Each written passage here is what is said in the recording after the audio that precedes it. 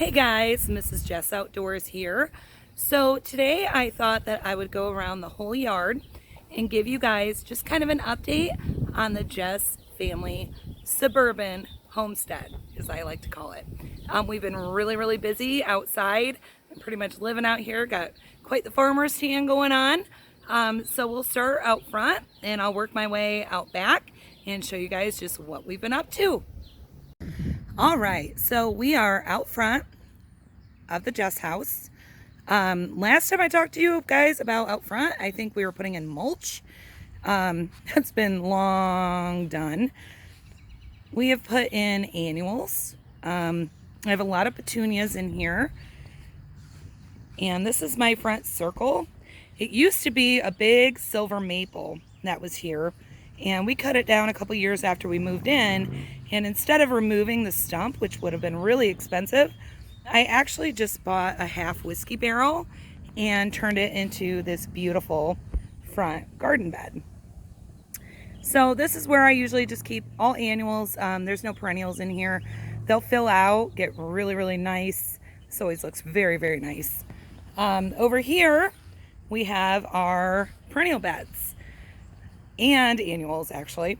I have my creeping phlox, which is just finishing up in the spring. Those are all just full of flowers. Some more petunias, roses. The funny thing about these is I actually tried to take this bush out a few years ago, and one little stick of root, I guess, must have been in there still. And it came back, and it came back really nice. So I figured, well, if he wanted to be there that bad, I'd just let him stay. So I did, and he looks really good. I have a few pots here with geraniums. I've always loved geraniums. Actually, Matt and I, our wedding flower was geraniums. We had potted geraniums all over every table. I've got a bird bath here with more petunias. Here we have coneflowers, which if you look, they're just starting to get little buds on there. So they're going to be really nice. I love coneflowers. My dad always had them when I was growing up. Just kind of, I don't know, I like little pieces of home sprinkled all over. More petunias. My father-in-law actually gifted me for Mother's Day a whole flat of annuals, which, bless his heart, they were gorgeous. So I got to put all those in. They were really nice. So that was very sweet of him. We have some hostas there, more creeping phlox, more petunias here in pots up by the front door. My Mother's Day hanging basket from Matt and the kids, which I love. My son, it's kind of funny. He's like, yeah, Mom, it looks a little crazy, kind of like you. I'm like, yeah, well, that makes sense. Up here by the house, I do some more pots with petunias. So these guys will just kind of hang out here. Here on the side of the front yard, we have our irises. The irises are all in full bloom. I absolutely love them. The colors, it always reminds me of Vincent van Gogh. He has a lot of iris paintings, and I don't know, they just always remind me of Van Gogh. I've started also, a lot of annuals in here, but some I decided to do, like my dahlias, I did from root sets. This one though, which is funny, they're not supposed to survive the winter here unless you dig up the roots. I bought this one last year, put it in, didn't think it'd come back. And for some reason it survived. I'm guessing because he's close to the house. It's maybe a little bit warmer. Over here we have our Shasta Daisies. They're not blooming or budding yet, but they will very soon. Of course, more phlox here along the front. We have some different lilies, which haven't bloomed. Those were actually here when I moved in. The lady we bought the house from said, yeah, good luck growing anything. I can't get anything to grow out front. I said, okay. And here we are. So anyway, we have some more coneflowers down through here, some petunias. I also have gladiolas coming up. I actually planted gladiola bulbs all along the side of the house. So these are just starting to come up here out front. And then my dahlias, other than the one that decided to come back on his own, bless him, I started from root sets. So I have a dahlia here, one here. So they're starting to come up nicely. So this is pretty much the front. This is our weeping cherry. In the spring, it was all pink flowers, just gorgeous. I took a lot of pictures of it. Right now, it's just leafy, but it's pretty. Here on the side of the house, I actually kind of brought this guy back to life. I know I was telling you guys I wasn't sure about this lilac, but he's getting there. He's doing okay. Meanwhile, I decided to try my hand at blueberries. I have never grown blueberries. I just bought them this year. I know they look a little sad, but they're new. They were kind of what was left at Home Depot, so I'm trying. This one looks a little bit better. Don't mind the noise, that's the AC unit. It's hot, hot, hot. Here in Ohio right now, the temperature is 82 degrees. Real feel is 92, so we are sweating like crazy. But I discovered a new plant food called Miracle-Gro Acid Lovers plant food. And blueberries like acidic soil, so do hydrangeas. So what I decided to do is I Miracle-Gro all my regular plants and then finish that up, use the same little Miracle-Gro plant food, sprayer thing, and put in the acid lovers and spray it here on my blueberries and then back on my hydrangeas. So we'll see how it goes. I've never done it before, but we'll see what happens. These are my dwarf lilacs from Michigan. They're just finishing up their bloom. Man, they have just been so fragrant. And another thing, that's a piece of home too. Growing up, my folks had a big lilac bush in their backyard, and the smell of lilacs just always brings me back home. So those guys, they're doing great. All right, so next we'll head to the backyard. See you in a minute. Okay, so we are out back. Here in this little spot, I've got coneflowers, some marigolds, which are an annual. I just picked these guys up. I don't really remember their name, but they're perennial. They love this spot so far. We'll see what happens if they come back next year. Down here on the back of the house, we have our hydrangeas. I know they all look dead. They're not. You have to keep them up like this. I know I've said something before, but you won't get any blooms if you cut them down because all the blooms come on old growth. So here on the bottom, that's all new growth. That's where, they're going to get fuller and fuller every year and leafier. But if you look right up here on what looks like a dead stem, it's not dead at all. That is where our blooms are going to be. So those are still very much alive. If you cut them all down, they'll still grow. It'll just be all new growth and you'll just have green bushes with no flowers. Here I have Russian sage. I've got this kind of all over the yard. They get purple flowers. They're beautiful. They bring in a lot of bees. We have what's called Coreopsis, which is a perennial.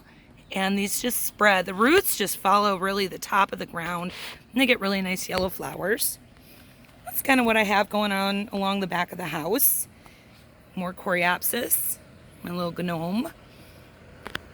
All right, in this spot here, we're right along the side of the porch.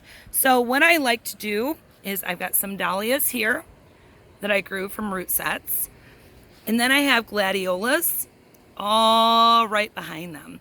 Just to kind of give me a little bit of a wall, a little bit of a privacy space.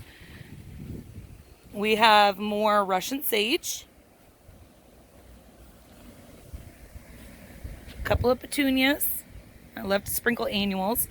And then we have something new this year, which I showed you guys putting in seeds. I did a bunch of planters on the porch this year, and I'm about to pull the chicken wire off because I think we're past where the birds are going to get at everything. This is our lettuce. So salad, salad, salad. It's looking really good. I think we're going to have a lot of salad. Onions. Those are coming up very, very nicely. So we're growing food on the porch this year, with food prices and everything just going up, up, up. I'm trying to grow as much as I can here at home. We have a little bed here. This, I have some black-eyed Susans, which black-eyed Susans, that's another little memory thing for me. I'm a Western Michigan University alumni, and our colors were brown and gold. And the story is that the school got its colors from a whole field of wild black-eyed Susans. And the president of the university looked and thought, oh, that's so beautiful. I think our colors should be brown and gold. So I had to have a little bit from my alma mater. Here we have spinach growing nicely to go with our salad. I have a few more pepper plants I haven't put in. They're all in pots. I really don't know where to go with them. So they're just going to hang out here. They might be permanent potted. And then let me introduce you to Frank Jr., our Sunflower Bucket Challenge contender. Now, you guys remember I had to start over. So I did. Narrowed it down. Frank is right in between 5.5 and 6 inches tall. His leaves, just for perspective here, here's my hand. He has some huge leaves. He's going to be a big boy. He's doing real well. So I'm excited for that. Here in the raised beds, peppers coming up nicely. All different peppers. Zucchini. More peppers. Look at that guy. That zucchini's doing great. Also, cabbage. Now, I know it looks like a big bush. That's because I was just waiting for these guys to get a little bit bigger to pick, like I did with the sunflowers, the strongest one. So I'll probably get in there later on this afternoon, thin them out, get them down to 1, and just let them grow and grow. Kind of the same thing going on in here. We have zucchinis. I did start Brussels sprouts, so I'm just waiting on them to kind of do the same. Hammock. We kind of make the backyard comfortable for kids. We have 3 kids. So we also have been spending this year getting the pool ready.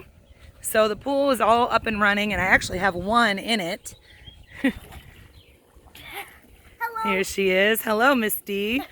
So yeah, we have her in it right now, but usually all the kids are out here, and I get to work in the garden and watch the kids swim.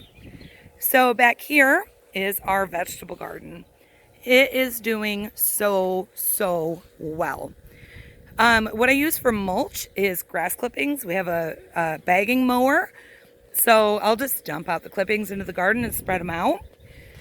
We have some cabbage, and honestly, so I started things in the house in little peat pots, and some of them I thought weren't going to grow, so I just threw them out here, you know, not thinking any more of it. And we had some things just kind of grow from those little peat pots. So I'm going to let them do their thing. We have tomatoes, beefsteaks, and cherry tomatoes. Down here we have a nice row of corn coming in. The corn's looking awesome, sweet corn. And these are all mammoth sunflowers all along this whole back row. And really I just put them in there to feed the birds, but also to give us like a little bit of a privacy fence, which is really nice. Here along the front, we have radishes. The radishes are flourishing quite a bit, as are the beets.